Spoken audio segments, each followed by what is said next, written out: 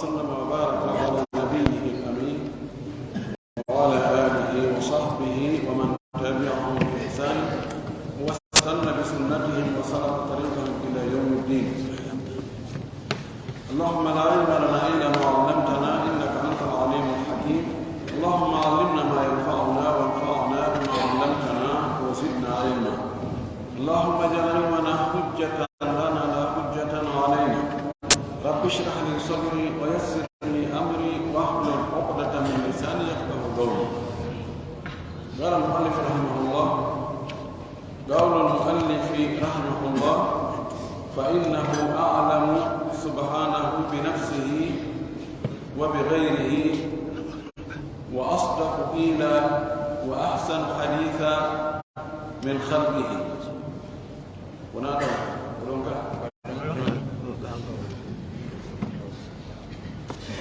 قال المؤلف: هذا تمهيدا وتوطئة لوجوب قبول ما دل عليه كلام الله تعالى من صفاته وغيرها، وذلك أنه يجب قبول ما دل عليه الخبر إذا اجتمعت فيه أوصاف أربعة. إن يأتي الله سبحانه وتعالى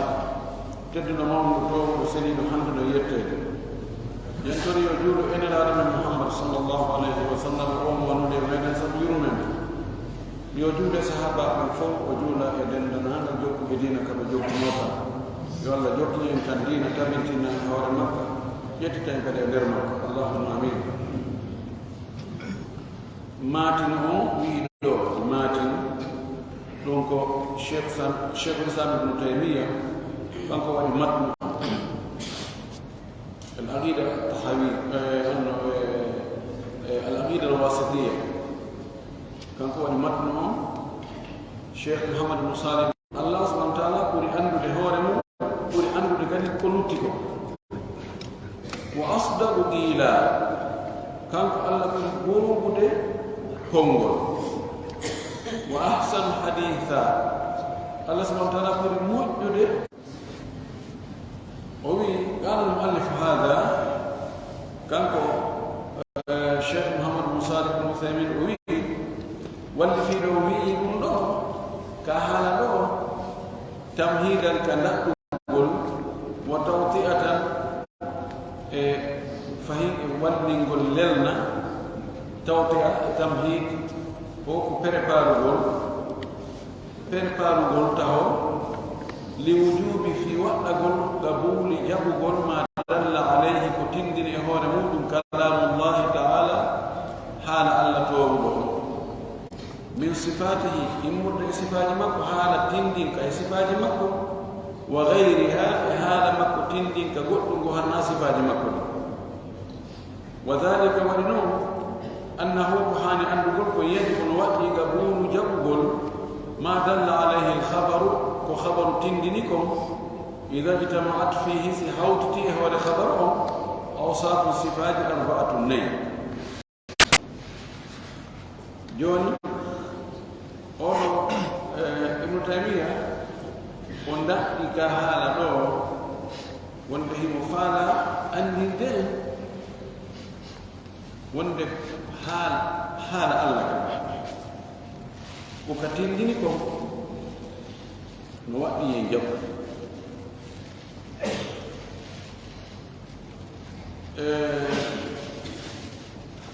ستاوي الخبر إنني ما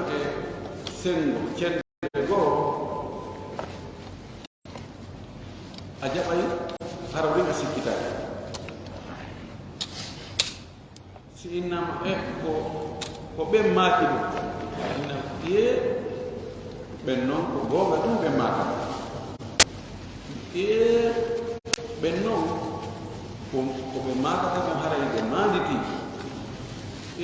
benno ben ko hunjibe benno ben ko nungube ben ko holnibe no ni sifaji nudiri wo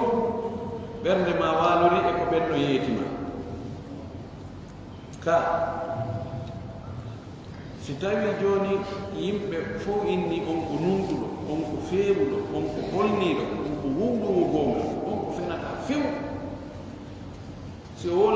ɗum o yeetike hunde kaari no waɗi a sikkitike yimɓe inne yan ko feewi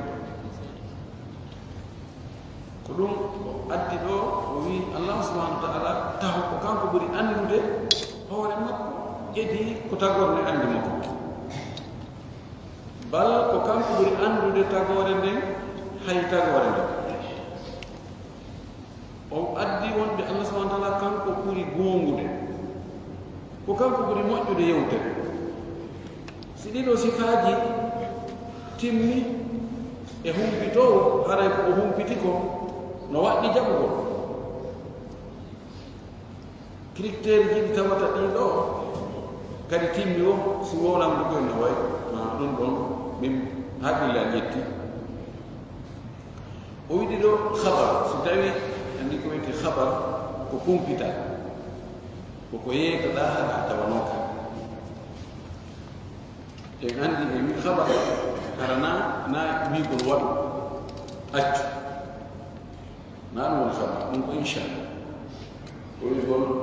hunde kaari waɗata ma hunde kaari waɗino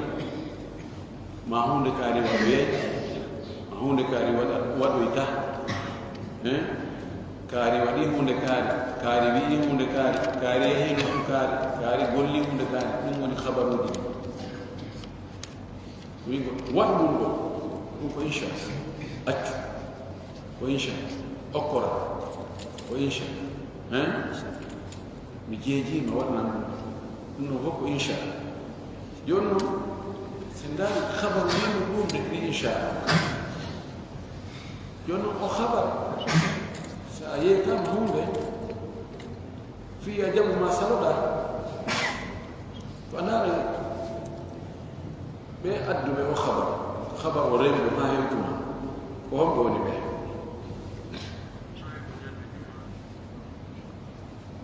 ko ɗon hoolotoɗa ko wowɗa kon ma hutoɗa o wi si tawi no habar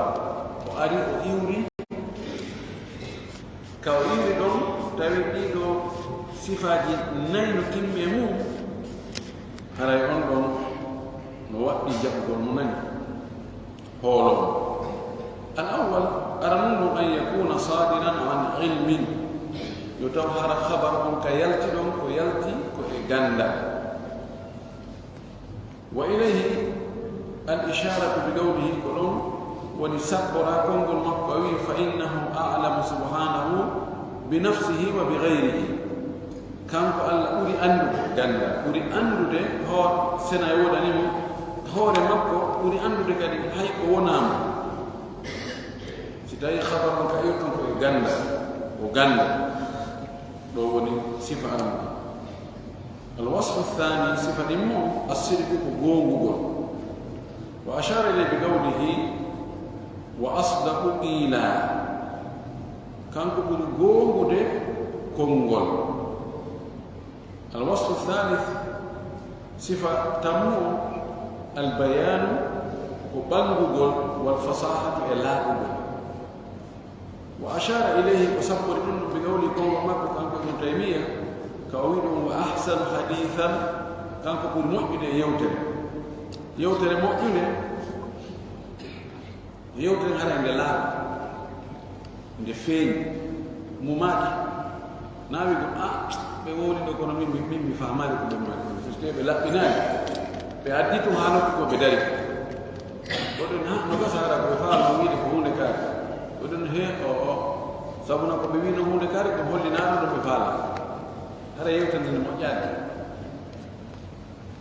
alwasfu rabi sifa naaya bo salamatu lqasdi wal iradati ko hisugol faandaare e muuyaade tawa ko on tigi faala haaɗe e yewtere nde koko moƴƴi wonaa faale lorrugol wonaa faale tampingol naa faale tooñugol naa faale majjingol bi an yurida almuhbiru wa jooni hara wonɗo e humputude o ko o faandi e kumpital ngal hidayata man akhbarahu ko fewnugol ɓen ɓe woni humputude fa dalil awwal dali arno o wonde e hara ko habar on ko iwri koye gandal ما قال وهو العلم قوله تعالى قنقرة كوي وربك أعلم بمن في السماوات والأرض ولقد فضلنا بعض النبيين على بعض وربك جيدو أعلم أولي أنه بمن في السماوات والأرض يبقى ومبك أسماؤه ومبك ليه يقول كانوا ألا أولي أنه كانوا أولي بأنه كانوا أولي أنه ولقد فضلنا بعض من بعض النبيين يوغا أن بعضهم على بعض يدو يوغا كدرجات فهو كان الله أعلم بنفسه وبغيره من غيره كان كبر أنdu de hore makko buri andude ko wonamo kadi edi ko wonamo faami do ko wonamo kanko buri andude hore makko kanko buri andude kadi ko wonamo ko edi ko wonamo himo andi hore makko buri tagore nden fu himo andi kadi tagore nden buri ko tagore nden andi hore makko فهو كانك الله أعلم بك من نفسك كانك برما أنده وأنده كم هوري ماكو وأنده كم هوري ماكو الله نؤنده برما لأنه سبقانك الله يعلم هم أنت ما سيكون لك في المستقبل ولا تنتماكم يسو وأران هبو يتاكم 2024 25 2030 2050 ko hebete ko e ko heboyta ko kanga anda kanko no andi ma burma wa anta la ta'lam madha taksibu ghadan an anda ko fagita ajal ko gasabi ado jango sala e foto e madina nani yone foto e do mi 10 sala de no bimbi min yetta do mi gol 6 ran fokotiga fi mi hoto 10 tawa 10 heures ko fi wattinogol makka ɓerɗo wona ka tayib wa kalimatu a'lamu kongo wige ɓuri andude o wasmu tafdilin ko inde ɓurodira ɓurnugol وقد تهاشها بعض العلماء كلام ko be kartike ngol kongol be rentike ngol hasha ko pottingol ko hulugol ko tartagol karama ko be jama'a ni gol Allah subhanahu wa ta'ala be kanko buri andude wa fassara bi firri kam bi a'lam buri andude bi alimi ko andudo be amigol ko kanko buri andude ismema buri haray no ton ko ɓuri kafi ɓurangal hanatugo ɓurɗo o seɓoyi sabu wigol ɗon ka kafugo allah e tagorde ka andugol ɓeyna ko allah andi ko anduɗo da ko ɓurɗo andude sa wi ɓurɗo andude haalaɗo ɓurɗo andude e anduɗo no serti ko kanko andi ko kanko ɓuri en andude mana e fof hiɗen anndi ono ko oɗo ɓuri en anndi onon ko onon ɓuri en humpitade simin ko onon humpiti mana menen men humpitade simin ko onon ɓuri men humpitade hara e menen kadi menen humpiti kono ko humpiti ɗon kono ɓuri ɓe wino kamɓe woɓɓe karama ko ɓe go ɓeyni noon no heewi so inni huwa a'lamu bikum himo andi on mi wiyata ko kanko ɓuri on andude on ɓuri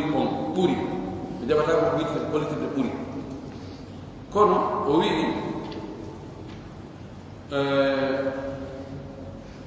faqala kanko Allah subhanahu wa ta'ala o wii inna rabbaka huwa a'lamu biman dalla an sabilihi wa huwa a'lamu bil muhtadin o golti a'lam tabiti wonde jeyɗo ma on ɓuri andude majjuɗo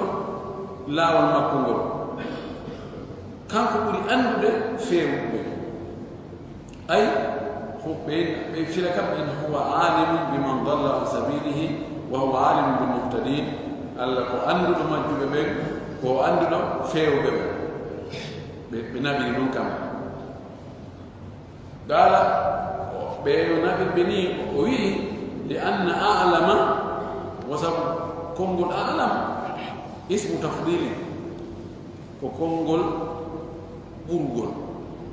وهو نقول كونغول يقتضي نياوي اشتراك المفضل كفضل برنادو والمفضل برنادو والمفضل عليه ابو بوريو كفر وهذا أمر لا يجوز بالنسبة لله بإن دغناك تلك الله ككفر بمكو غندل إن يكون كان بوريو لكن بين يكون عالم ونقول كونغول دو كو غاندو اندو اسم فاعل وليس فيه مقارنه ولا تفضيل دون هيود ادير دو على دو بوري دير دو على ويفنقول له يدوي هذا غلط عنده وجيل دير مفجر فالله يعبر عن نفسه الله سبحانه وتعالى يوتني في هو موضوع ويقول لهم وإن كان تيجي من يوم في ورمك وإني أعلم وكونغول مكوني وبي أعلم وأن تقول أني لويا عالم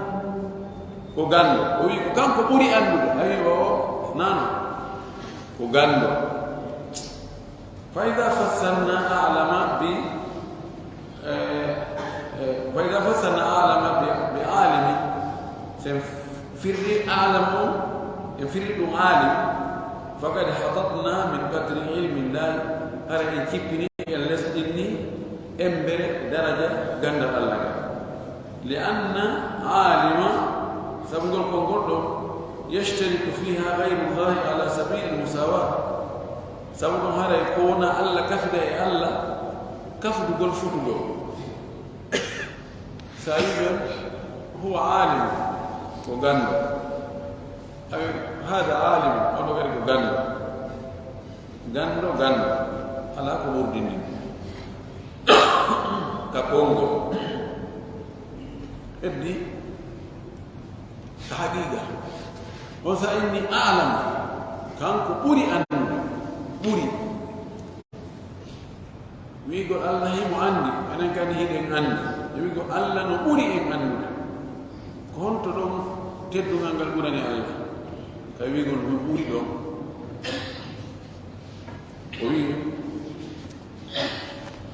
ولكن أعلم كونغول أعلم مقتضاه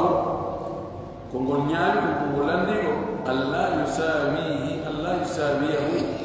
كفر نتاما أحد ما يقول في هذا العلم عند الجنة فهو كما أعلم لأنه من كل عالم إننا الجنة وهذا أكمل كله بالتم في صفة صفة بلا شك هذا سك يقول كانكو بوري أنه يقول كانكو هيكو غاندو يمو أندي ونعبوتو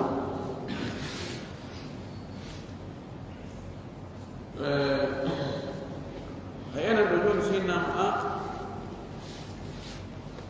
أنا جبرائيل من دو كوغاندو طيب نوايو ala yusmani bakari ko gando nan do tumo andabe ina ko gando be fofu ben on sinama ha awa do fofu ko ala ibrahim uri ganda na do to de balaje edi sa mi dum ni kan ko be gando do be kambe uri ganda e ko be gando do be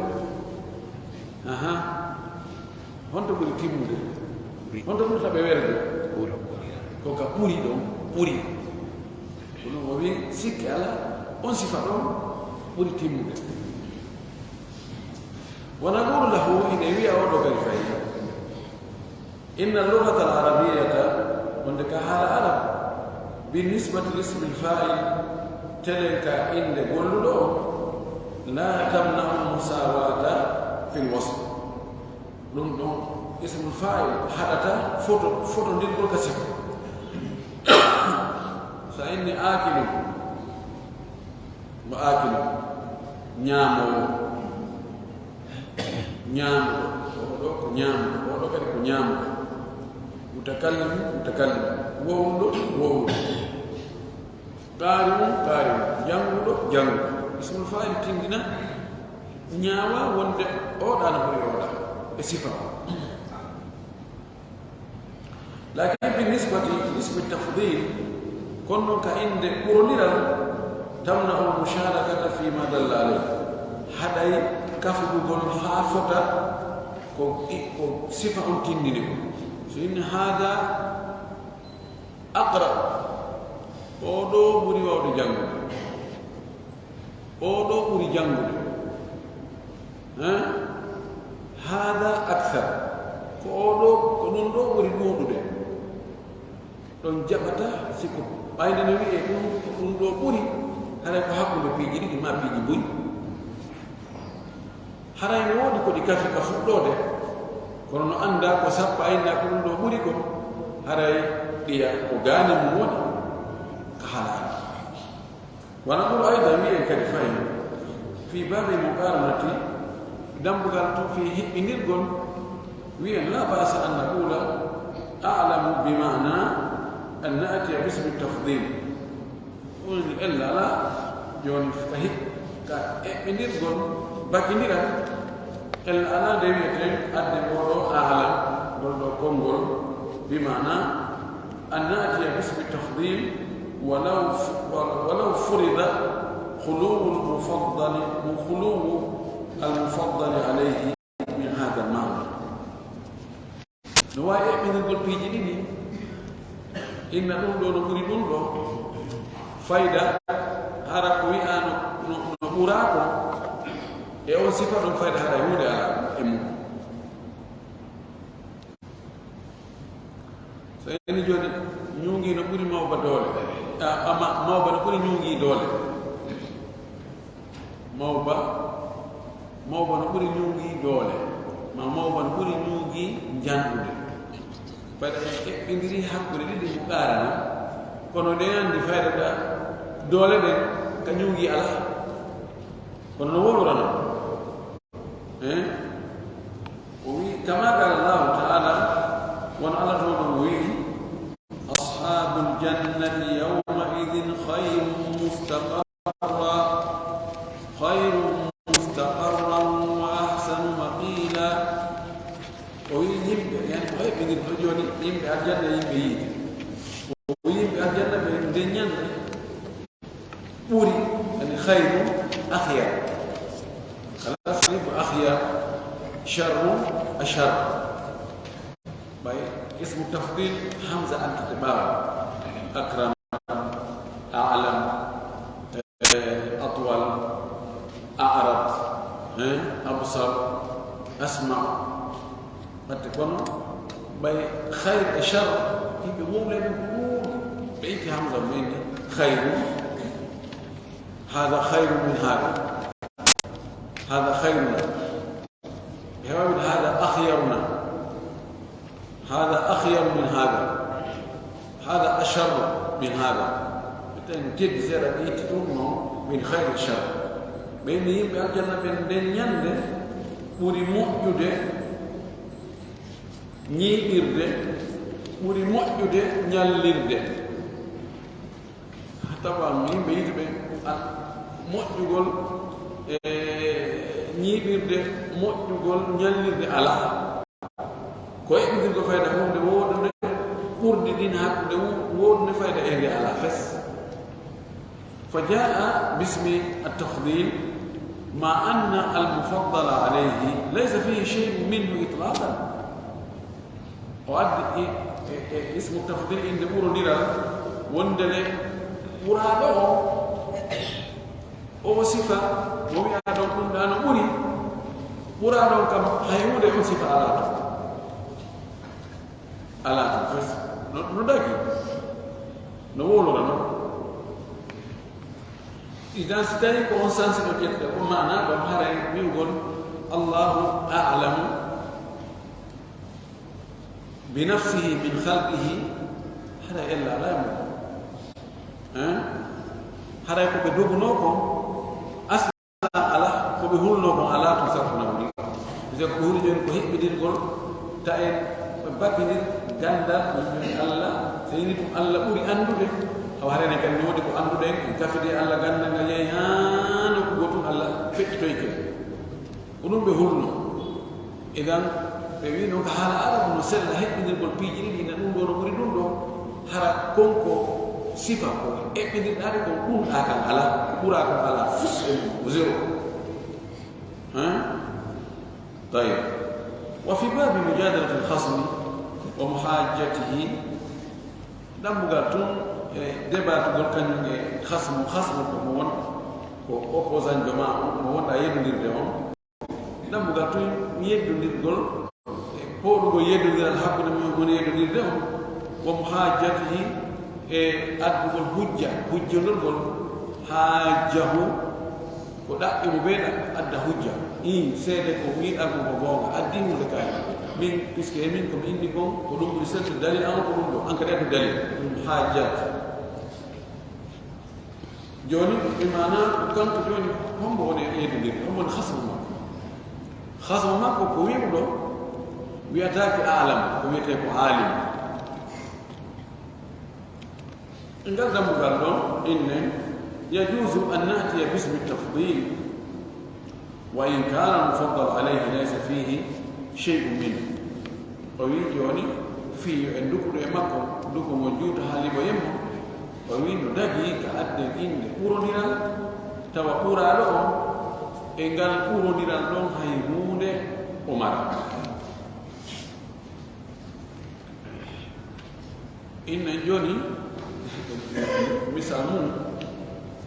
joni yimɓe ɗiɗo ɓe waɗa tiro inna joni doge ɓorɗo ɗo heɓi ɗo ɓe daro ɗo ɓe fokkita ɓuuɗi cimlengo oya fokkita paago tun daro oya doga ha hewta to ɓene ono ɓuuri wawde dogde asla oɗo kan dogari ye ko oɗo ɓuuri wawde dogde wono waɗi hiɓɓindirgol makko ismu tafdil hakkunde ko ɓuri e ko ɓura tawa ko ɓura kon kañum aslan ha hewde ala zéro o wi ka hanaɗo ɗum no dagi no newo ko ɗum waɗi ndaare o addi dagi mum o wi qala allahu taala allahu hayrun amma yushrikun allah eko allah hayru gol moƴƴude amma yushrikuna kaako koɓe shirkata ko ani ɗo moƴƴere nden hakkude allah subhanahu wa taala eni sanamuji fi kala wadde ɓuri moƴƴude kono ka nasri sanamudin kam moƴƴere ala ton fesa ko zéro ko alquran ati o wi wa malumu anna ma yushrikuna laysa fihi hayr no anda wonde koɓe shirkata ko moƴƴere ala ton few وقال يوسف صلى الله عليه وسلم النبي يوسف وماك أأرباب متفرقون خير أم الله الواحد القهار أأرباب إكو الله به ريوتي متفرقون سرت به خير كوري مؤجده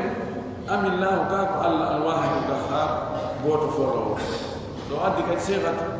التفضيل خير hakkunde allah subhanahu wa taala ini allaji e reweteɗi sertuɗi ɗen andi ɗon lamɓarani kam moƴƴere ɗiɗo reweteɗi الأرباب المتفرقون ليس فيها خير والأرباب ليس فيها خير فالحاصل كقول رأيكم وهبيكم تأرني خلاصة أن نقول ريويتك إن أعلم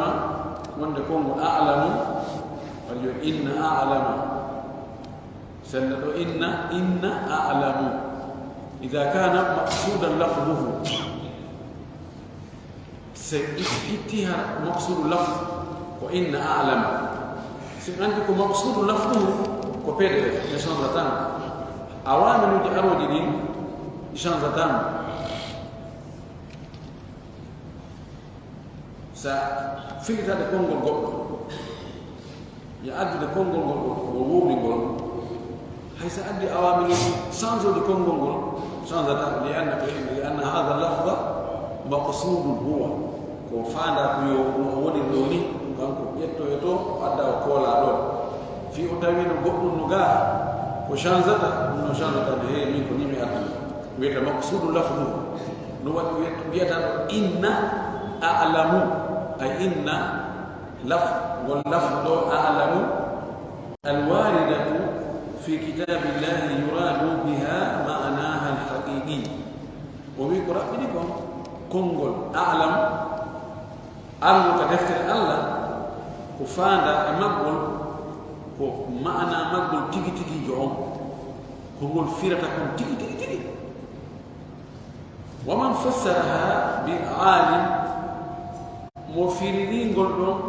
وندك عالم بدل أعلم ويكو عالم فقد أخطأ عليه فالجي من حيث المعنى كتلين كمعنى ومن حيث اللغة العربية إنه قد حال عربي طبعا نقول من حيث اللغة العربية حيث وأتى يسكن وأنا مبتدأ ومن حيث اللغة العربية موجودة لوني كو بصريا كو بينكم بيان كوفيا كو بيان من حيث يوضع مضاف هو يسمى مضاف إليه كم بينكم من حيث اللغة العربية ذاك هو الأفصل مفري أعلم فري عالم هذا يفرجي معناه يفرجي كان هذا العرب أرضنا ودليل الوصف الثاني دليل صفة إمو عندي ومين صفة جنائي ومين صفة أرنو كغندا يتو هذا خبر كويري كغندا يونو كودوكي لو كفوك في حقه أعلم الله نصفه رينو صفة جماكو أعلم ما أكرم أجل أعلى بيبي كم إنه ميرة تاكنو وإن جت اسم فاعل وكسرنا نرى إن كفدي الله يتابع ما كنا الصفة هو لتوم الله سبويك صفة ودوم إنه يوم يوم أدوي وصفة دمو دليل صفة دمو البيان والفصاحة بانجي قلنا ونلادي يوم ترى بانجي ونلادي قوله تعالى فانقل تورم قوي عفوا الوصف الثاني ده الوصف الثاني الصدق غونغول قوله تعالى قوله قوي ومن أصدق من الله قيلا وهم بغوغي هاهمت الله يكونغول الله أي لا أحد على أحيغول أصدق منه قلت غونغو دي الله سبحانه وتعالى والصدق ويتي غونغول غونغا مطابقة الكلام للواقع وحالك حول نيرغون اكو واديكو تو حالك في الله كان اكو واديكو نانو دي نيك فوتا تير هيبو المطابقة تو يعني ميرا هونغو ني اون بالا غون فيك سمينيو ها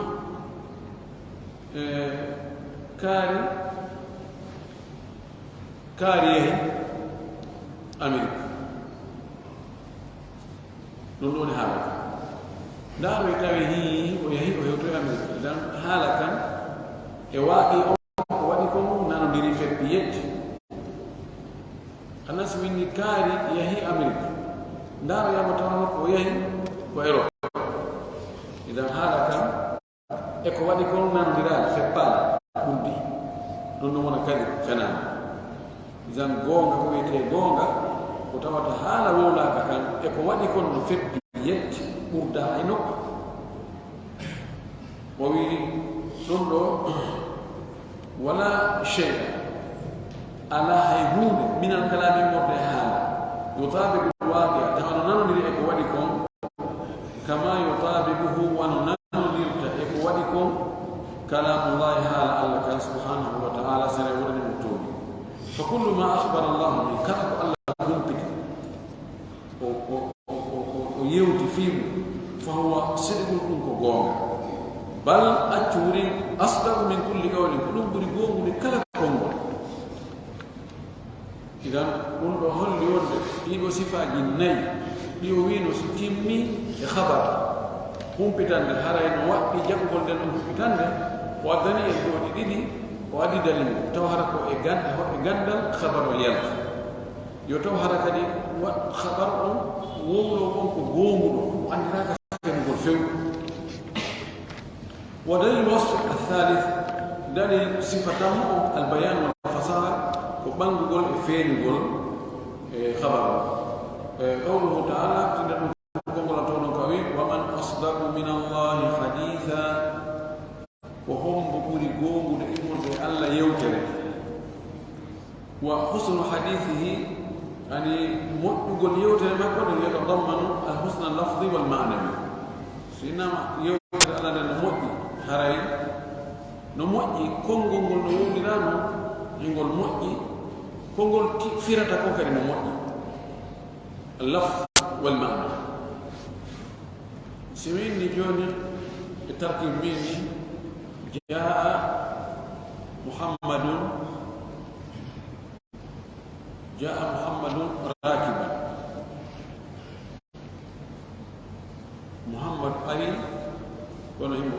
ƴewi hoore goɗɗum to konngol ngol lafru on no moƴƴi par ce que rakaka ala e muɗum lahanu ala e muɗum kono wowliteno netti wowliri jaa muhammadun rakiban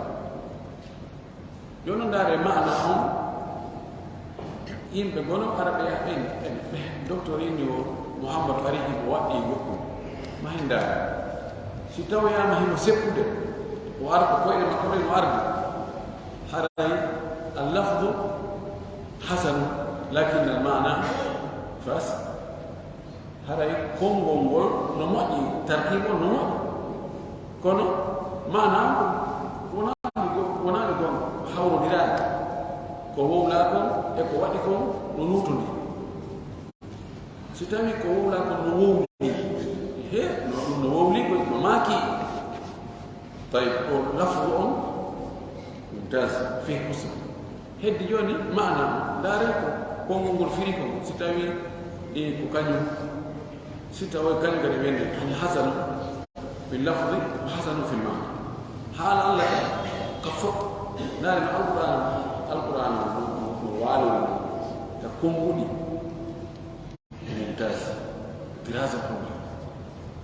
si ndaara ko firi kon tawa kadi yokka e tan ko tiyondiri ودليل الوصف الرابع دليل صفة نائب سلامة القصد والإرادة وحسب فادار دين أنه يوم قوله تعالى قول القوي يبين الله لكم أن تضلوا ألا نبنجنا لهم في وتأمج وفيهم ألا نبنجنا لأبنا فوها القصد وفادار فانا قول مؤجر في وتأمج وبكذا يريد الله ليبين لكم ويهديكم سنن الذين من قبلكم يريد الله ألا نموي لمفعلنا إن يبين لكم يبينكم ويهديكم يبين لكم يبينكم ويهديكم وفيونكم سنن الذين من قبلكم لا يبيعتنا بهم معنى الله سبحانه وتعالى لمفعل بنجنا لا بننا إن فيننا إن فيه إن فيه yette laawi addinooɓe moƴƴude ɗin idan allah subahana taala mo yewtude en ko yewtere e faalanaaɗo e moƴƴere si tawi yewtude goɗɗo tawi himo anndi ko goonga wonata himo anndi ko wonɗa e wolde ko hino anndi haala ma kam no laaɓi himo faamude kam himo anndi kadi ko moƴƴere faalanaɗa na ɗaynugol mo na janfagol mo na piirtu paltunnagol mo ko honɗum hay taw jaɓa si o jaɓaaɗi haɗa ko haqqille no gollitiraade sina ɗum si tawi ɗiɗo sifaaji fof timmi e yewtere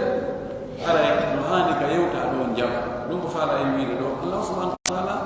himo faandani en e ko woni e yewtude ko woni en humɓutude ko habaruji ko woni humɓutude en ko o faalana en koye feewi wota en majju gandum do yastalzimu minna wa yulzimuna an nusaddiqahu wa an naqbala khabarahu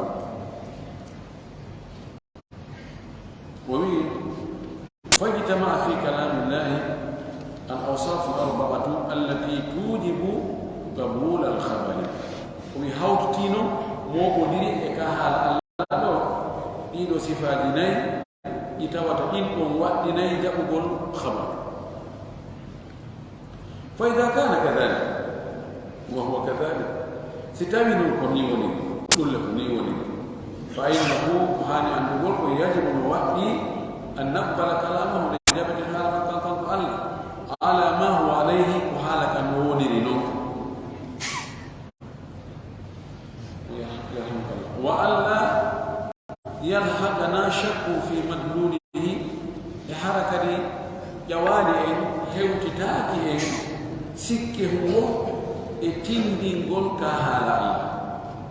لأن الله لم يتكلم بهذا الكلام لأجل إضلال الخلق سبب الله يوتالي كهالا ويوتي النور فدار مجد متقارنة بل أتك ليبين لهم ويهديهم أتك فيك يبنجنا بنبك وفيه نبك وصدر كلام الله عن نفسه أو عن غيره عن أعلم القائلين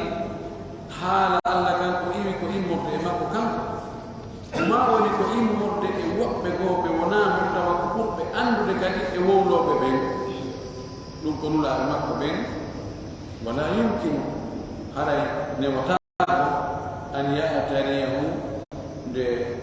جوات حالك جان حالك تراه وفلا بول وين تقول حال مكان خلاف الصدق ولندي غوغا ولا يمكن نوتاك أن يكون كلاما عيا ndeka hala wonto hala muumo hala mbogo hala ronkuɗo wawde laɓɓinde haala العي هو العجز عن الإفصاح كروكو دوودي لا بند حالا اتنتودو ما يعني قول لا بد يحج او جرتو يعني هو العي كروكو قول حالا كمان توا حالا روكو غير فصيح عن حالا لا وكلام الله حال الله كان لو اجتمعت الانس والجن سيمو بنيري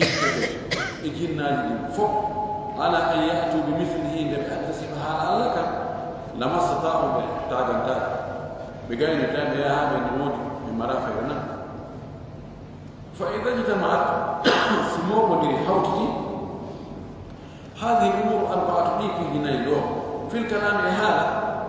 وجب وقتك على المخاطب يوتا له القبول جبر بما دل عليه وحالك تنجنكو كل وني بوكو دو دبا فو كوبي يتوبه حال الله فينك بين تنبر فين دو جوني تكودين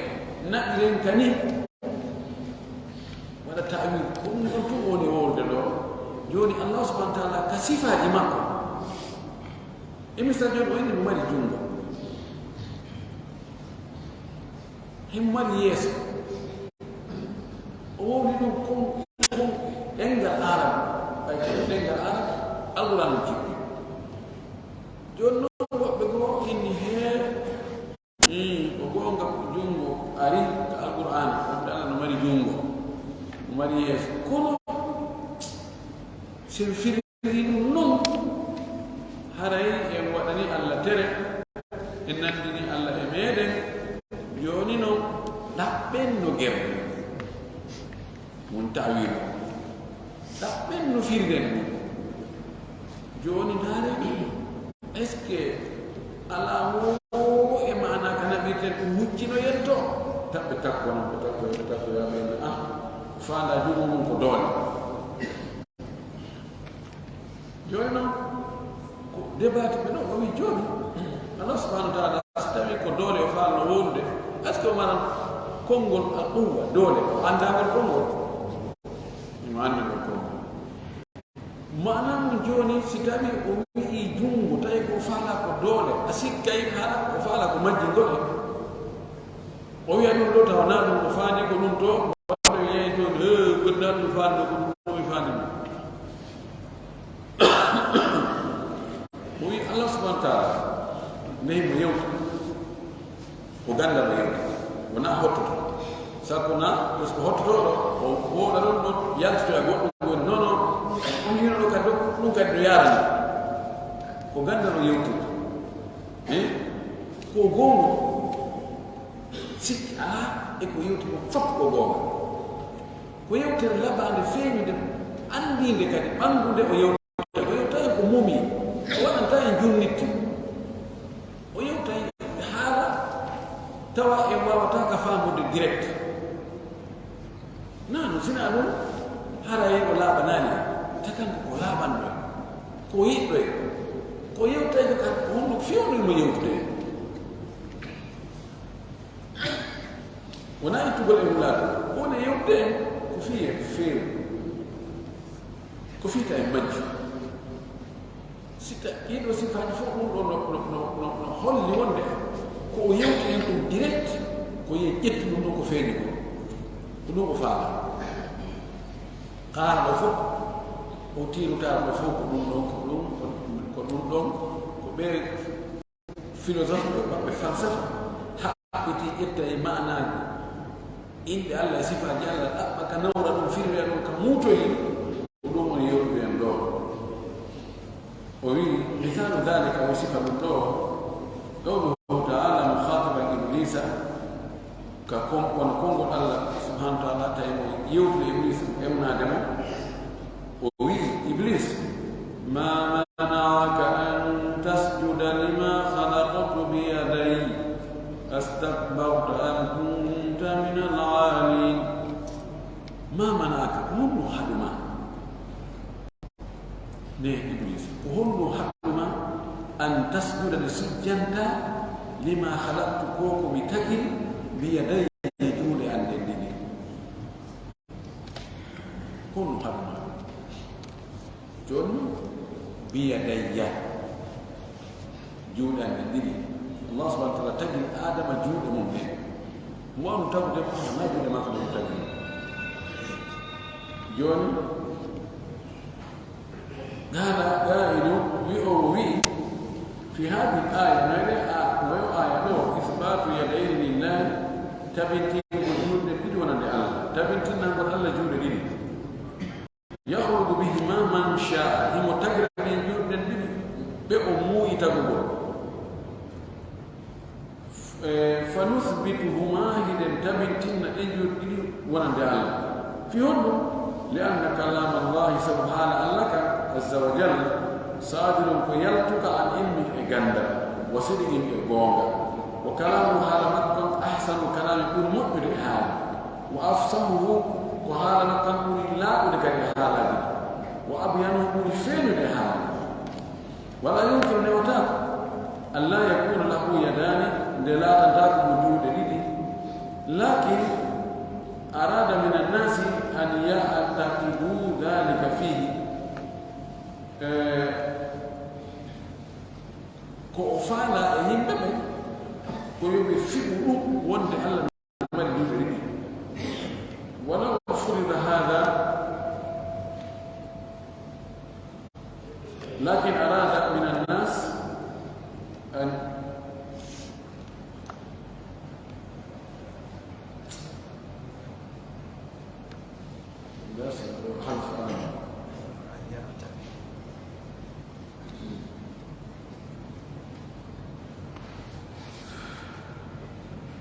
ولا يمكن أن لا يكون له يدان نوتاكو كالله سبحانه وتعالى وإنه يمر جود لدي تو مر جود لكن أراد من الناس أن يعتقدوا ذلك فيه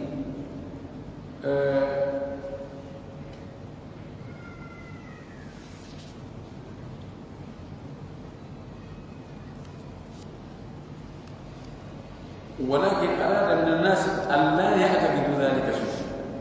أكيد كنون دعونا بأن جون نوتاك ألا نمر جون ديني، لكن كنو وإنك نمر جون ديني، لكن كنو أراده مفادا من الناس يمكن مدبر به أن يعتقدوا ذلك فيه، أن لا يعتقدوا ذلك فيه وتبفقهم دون وأنه مر جون ديني. ولو فرض هذا سيفر لكم جون الله وإيه مر جون ديني، هو رسول يمر جون ديني مر جون ديني kono him mufala wota yimbe ben hoolo fi'u wonde mari juude didi. Si tawi ko non sen farli wonde ko non haray ko hondo heedi don la kana wona muqtada haray ko kaala do landi ko nyaawi ko resultat makka ko anna al-qur'ana dalal wonde al-qur'ana ko majjal haythu jaa bi wasfi llahi nukka al-qur'ana qad sifa allah bima laysa fihi ko على الله، وهذا ممتنع بو غسدا في جوني هم مفادا يدو الله سبحانه وتعالى أولي لو خلقت بيدي كم تجري كم جود عند الدين وتبين لنا هنا جود دين حالا ما كان جون حق اللي فون جاب يوندك وكيال تدك وهو رجال wonde ko gonga hala mo hala laabu hala fenuka. Idan so wi mo mari to ni nawata ko wonde taw o maraji tay si tawi mari juude ni ko haray ko honno o dabbirta yimbe be yobe fibu wonde o maraji ni o wi o mari juude ni ko no yimbe be wona yobe hoolo wonde o mari juude ni ko be wi ko dole o mari haray manam alqur'ana ko ari ko ani ko majjingo den parce que goddum no ton kono naadum woni ko dabba ko yefi boy goddum ay joni beedo no fatu sifati be on be riimu de sifati din ko beeni ko yen fibu wonde Allah marajum alquran addi wonde Allah marajum joni ko honno Allah tabintini ta alquran marajum o dabbira enen yen fibu wonde o marajum ko harana na majjingol sina dum ko wi ko ka alquran ko feeni ko da kiran ko en gomdi dum e ngoro dum ka ko dum ko fala be ko wadi alla ya'taqidu la bi'a musina ma hada kanka ko yi tay ko wi fa idha kana kadhalik fidainu kuniwa bayna kuniwa wajaba alayka wabika ma anjurdo أن تؤمن بقوم بأن الله تعالى بأن لله تعالى وندرونا الله تور يدين جود دي اثنتين جود دي اثنتين دي لك جود دي خلق بهما آدم وتجد إن جود ما كنا دي آدم صلى الله عليه وسلم كل سنوي كنتني وقمنا نوكي وهولي pani goto ay no mari jodi ni ko ya tan ko kono wota imagine wota miijo ko hono judde won andu ton kala wono miijo da ko ni jungo Allah mo way andu nan ko wadi non judde kono hakkille men de wawata andude mu ko honno Allah wono woni en andi tak honno wuuri e be andi pelati mo wuuri pellet ko ganda kono andata ko ganda makal ko honno gal hebo honto gal hatta ala kala hatta fi makko fo e wawata ande hay hunde no nanirtano nanu sikkiɗano no o yirtano wonano sikkiɗano few ko non way kadi sifaji to ɗin fof ƴettuno fowtuɗa. وإذا قلت المراد بهما النعمة بالقدرة سأبين من جوني كفادا يدين وجود لدي وإما كنيم ما دولة كتند قلنا من إن لا يمكن نواكي أن يكون هذا هو المراد لون هذا كله كفادا إلا على ربك هورجيم إجتراء خصوصه نبل أيوري جيت تلين الله ووصفت كلامه بضد الأوصاف الأربعة التي قلنا صفر نوها لعلك بمدي قلوت ديدو صفاجي ناي دي جانتي دين دو won gandal gonga moƴƴugol e laaɓugol e faandare moƴƴere faandare pewnugo tagore wala ɓuuri on tumati wi hani llahu azza wa jalla hinama qal ene allah subhanahu wa taala fewnu ko wi biyadayya wi tagi juuɗe an ɗiɗi wi'en alimun bi anna lahu yadayn ene wi'en ene hari ɗum tumata ñande allah wowlano ɗum ɗo hari himo anduno wonde o mari juuɗe ɗiɗi fa so yaqulu oɗo jaaboto ene huwa alimu imo anduno fala ɓuro ɓemo kadi hal huwa sadiqu ene ko wi ko mari juuɗe ɗiɗi ko gonga makko ko gonguɗo فسيقول أولو فإن جابوا إنه هو صادق بلا شك وقولوا قال لا يستطيع ولا يستطيع وواتا أولو يبرلون وواتا أن يقول النبوية هو ألا غير عالم وأندانا هم جوكي جوري نفعل قولي وطلو سيكي مجوكي جوري كنت تمجك وجوكي جوري سوساون أو غير سابق ما وإن الله نابون ولا أن يقول ونande o wi'ata kadi abbara bihi ma o wowiri ɗe juuɗe ɗiɗi kono wahwa kanko allah yuridu mo farano gayrahuma harna ɗen ɗon juuɗe ɗiɗi ayyan sabu ronkugol wawgo laɓɓinde haala o ajitange ronkere wiyata joni ko hari ani haala makka laaɓa ko fayda ko me'owo oɗum wasi o wi juuɗe ɗiɗi kono eɓe o wowiri ko goɗɗo ko falno wonde ko dowɗo falno wonde konema falno wonde kono wowloroymo juuɗe o sawide ka wala an yaqula wonande o wiyata kadi arada min khalqihi an yuminu bima laysa fihi min sifati idlal lahu o susa kadi wiide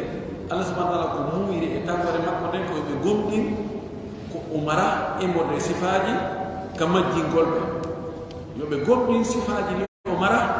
fiiti yoɓe majji wonde ko ɗum allah muyi goɗɗo so sawolo فنقول له إن الموضوع مؤول إذا أوى ما الذي يمنعك هون هرما أن تثبت لله اليدين أتبنتنا بألم مريون هون هرما فاستغفر ربك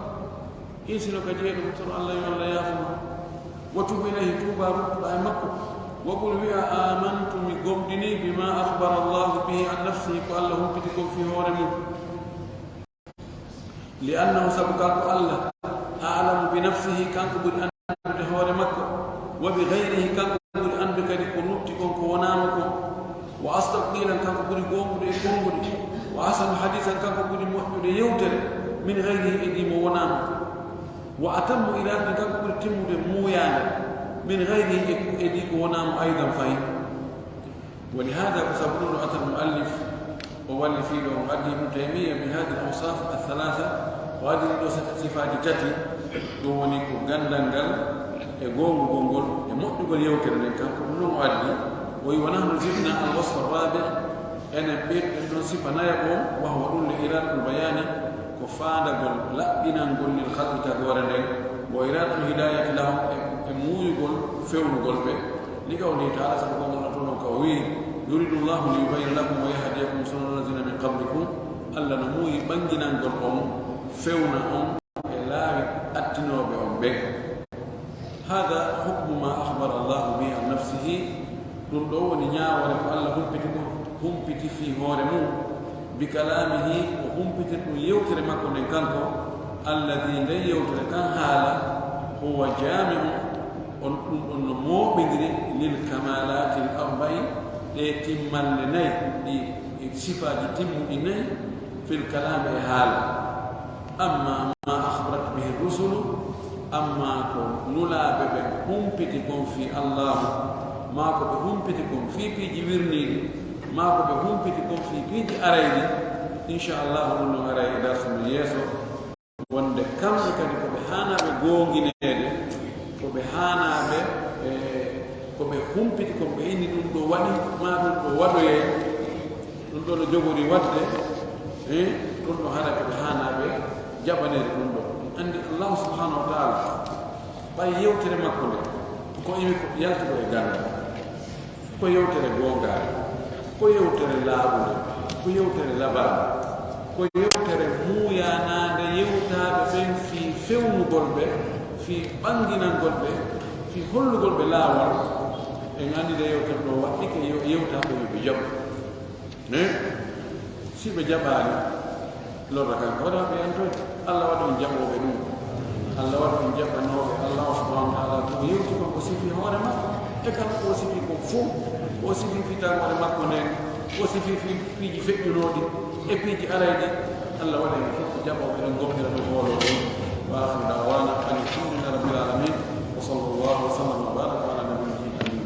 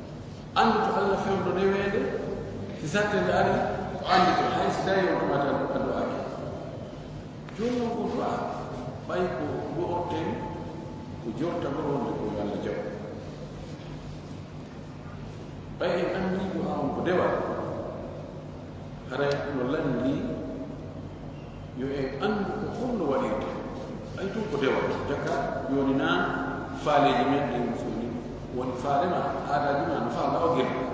كدار وصول ورطوة كنوم تونتي كنوم وصولنا ويعزو قلنا نقوم نجر وصول تبدأ كبه أندا وهم وديت هم بيتما كنوا دوان دوان كنوا لا بيما محمد صلى الله عليه وسلم كم بيتما عند دوان كني ولا تيم هم يتوتوا كماي كون كون نوادين كون ندور دارين دعاء جدين أن باب المنابه دعاء جماعة جدين نهين كارما أن إبراهيم مولي تلوي موي دارين عند الدعاء جوان تكتبون أن ربنا جدين فوق توفي بركي ونطون حرمة ونبرك دارين دعاء جناب صلى الله عليه وسلم دارين نوات دفتبو وقد فتحها قد حتى في دعاء وجانت قبل إن لا يدعاء كتب الأذكار والأدعية دارين عند الدعاء جبف وإقدار كنلا صلى الله عليه وسلم توصي هي تقولي بركي لن يلا بركي مكة بركي مدينة بركي مزدلفة بركي عرفات بركي جبل الرحمة بركي جبل أبي قبيس بركي نندو بركي نندو أي هذا كار إذن هذا الدعاء ما هو جاب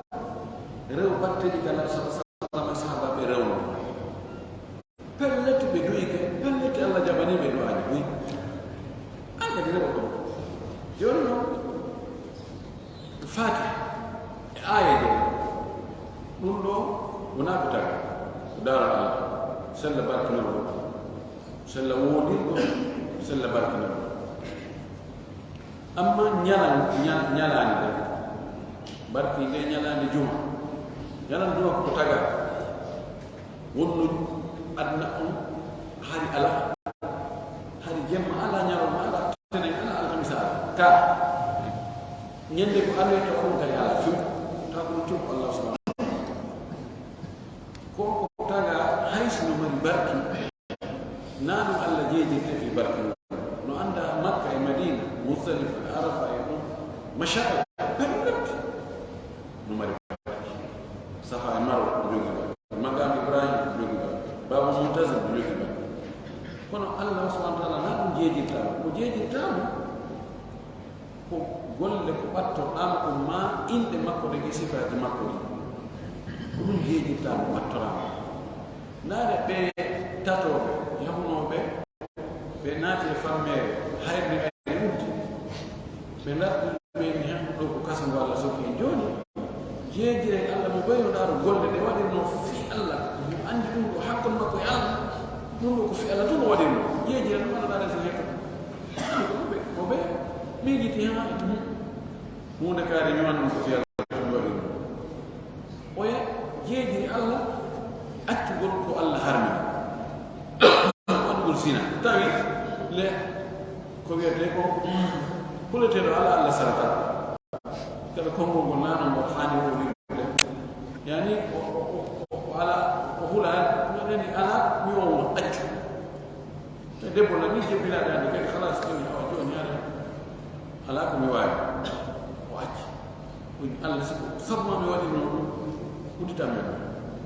hay men dirti o ya kan kadi battori Allah wonde himo igganno yimma ko be makko doftino himo yangani nyande ko sani so yahi ko ayno geroti ma dabe di makko o biri o addi ta hotuma yimma ko be makko yahi halutini si be ngure makko ne nyande do on ni o ando tay be dani udari kadang bukan ani findi ngombe fai mako be mani baba me yare baba me o ami yabu ngombe ana mo mako o tambi do jogi haweti bay weti be ari bitay mo tambi be akon hay ni nyam bi kandi di ko no ulla onno o mi yabu dal ado ko joni be yare Allah si ko sabma mi wadi no non Allah uti tambe Allah uti o yaga ngani ni Allah mi komi golle no mi yoba goddo ari golla nem mi yobi o yayi ونون فن مين يكون هالملا وين أمير وبيجي وين واجد منه بيجي إنه بسورة المدام إنهم يجي بسورة النهي يقول بسورة جلو يقول يحفظ ويا يجيب له يا وجد أبناء وكمان في الأرض وين هي الله من أجل الله يعني جود ما من جود فارا هيك ده وين يا ما وين أيده ولا ده أنا ده بيجو دم هاك حتى إيده نه هاك حتى إيده غير هاك حتى نفوق أنت تطيع وين هو الرجال يعني بدوران دار وين يكون نوم بيجيب هاك نفوق تجيب فوق كان كان نبي هيك سوق فوق فجأة وين الله ستابي كبير لو كسبنا الله وجهنا الله وجهنا من أجل فيه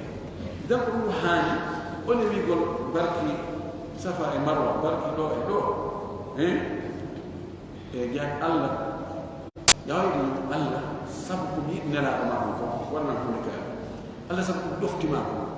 الله سبكم هولتكم الله سبكم جولا معكم الله سبكم يقول وصلك فيما سيبقى نقول يجري الله سبحانه